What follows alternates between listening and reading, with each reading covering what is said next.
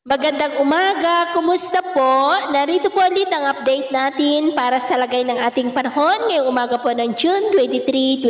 2024 na kung saan sa ngayon ay wala po tayong binabantayan na anumang sama ng panahon, lalo na po dito sa loob ng ating area of responsibility. Napapagitnaan po tayo ngayon ng dalawang klase ng hangin, ang habagat ang nasa kanluran, easterlies sa silangan, lalo na po sa silangan ng Luzon at Visayas, habang mayroon pong intertropical convergence zone na nag-i-extend ngayon dyan po sa may Mindanao. Pero sa ating pong forecast ay may nagbabanta po na mabuong sama ng panahon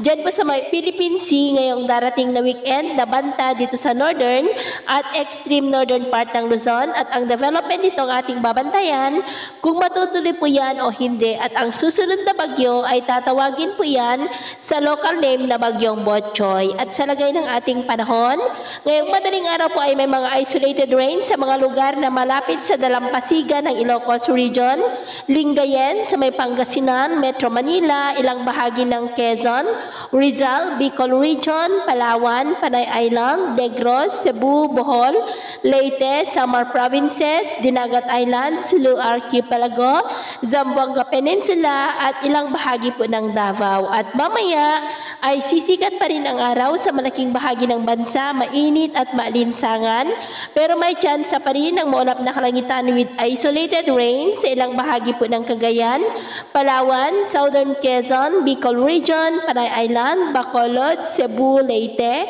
Samar Provinces, Dinagat Island, Sulu Archipelago at Zamboanga. At mamayang hapon, mas maraming lugar po muli dito sa ating bansa ang makakaranas ng maulap na kalangitan with isolated light to heavy rains, kaya mag-ingat po tayo sa posibleng banta pa rin ng mga pagbaha at pagguho ng lupa. At sa atin naman pong mga baybayin,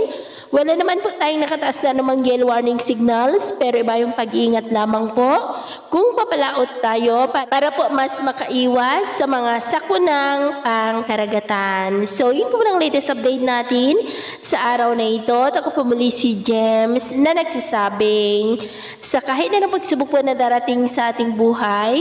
huwag na huwag po tayong mawawalan ng pag-asa. Thank you and God bless!